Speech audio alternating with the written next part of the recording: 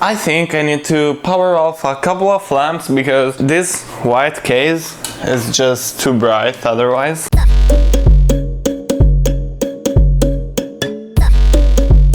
As you'll see what parts I choose for this build, I'm sure you're going to be pretty disappointed because first of all, ooh, here you go.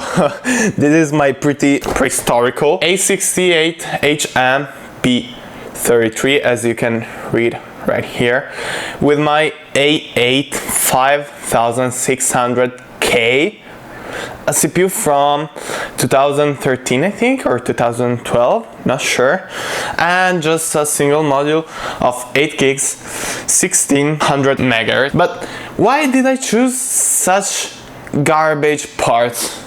Like, if you... So, let me make one thing clear. You can't say that these parts are garbage, because I've used them for years. Only a couple of months ago I upgraded to that PC, okay? These were the parts that got me into gaming, so keep respect. This is not going to be a gaming focused PC because I'm gonna use it actually as a media center.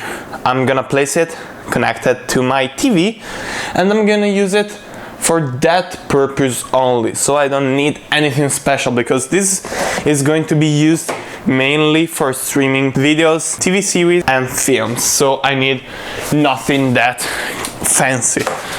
This is why, as you can see right here, I chose some parts that I had left just laying around.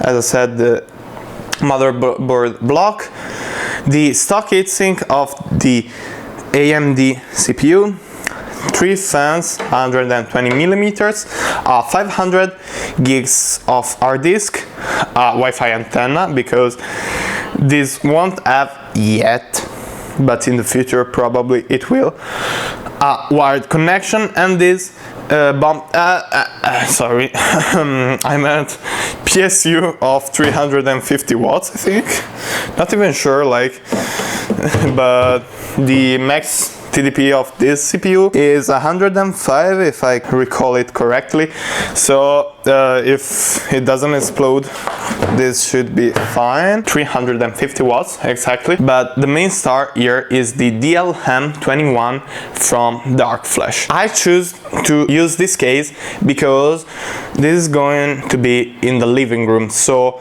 I need a cute case. I'm gonna see it every day. And you can see pretty much nothing of the textured here because it's white, but this is freaking awesome. It has like a texture with some parts more deep than others. This is a very compact case also, and this is a need for this kind of use. It has 240 millimeters of space for radiators on top and on the front. It has the space for an M80X motherboard, mini ATX motherboard.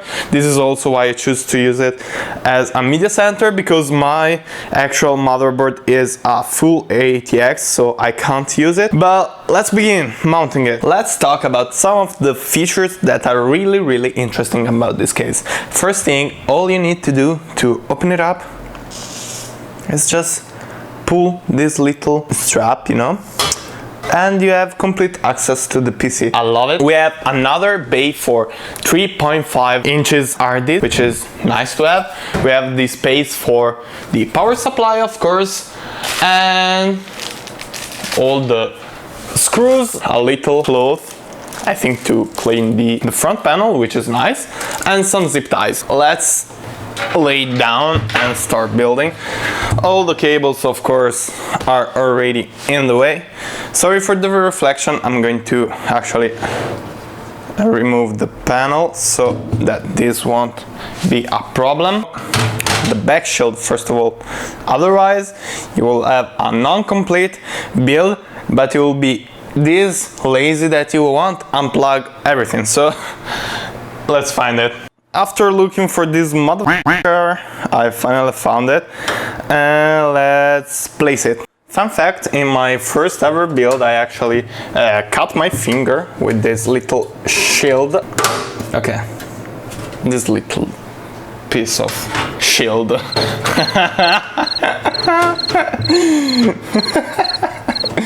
Oh my god, my humor is just broken. Just another little bit, not too much. I just realized these are two different kinds of thermal paste and I just mix them up, so let's see how well it goes. Let's take the heatsink and let's place it here. This is where it connects, so let's plug it in directly. Now we need to place the hard disk, which should already contain Windows, by the way. Boom. Last thing to do, connector. The one for the power on, the reset, all that kind of stuff. The very last thing we need to do before turning this PC on is to mount the fans, because, and this is the major loss in my opinion of this DLM21, by default it has no fan whatsoever. So if you buy this case, you need to keep in mind that you also need to spend at least 30 euros of a set of fan, because otherwise you won't have any airflow whatsoever. Everything should be now ready to go. Let's see. Yes, the fans are spinning, the LED shows, so I need to connect it to a display and see what does it post. This is the final result of this media center. I'm pretty satisfied with how it turned out, because the case, as I said during the unboxing and the build, it's really tiny but cool. This pattern, awesome for a living room, and especially with the use of something like the Logitech K400, which I'm going to review next week, so subscribe and stay tuned for that video.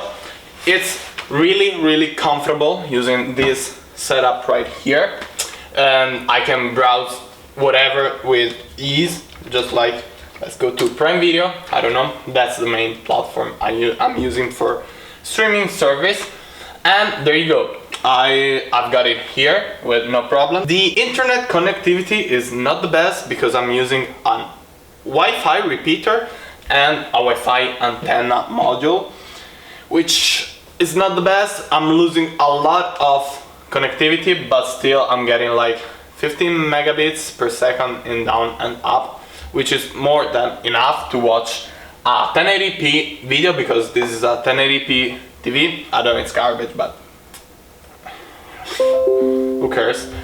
This is it. The case, super cool. I'm going to leave all the parts in the description. Activate the notification bell if you don't want to lose my next video about this wireless keyboard. I'll see you in the next video.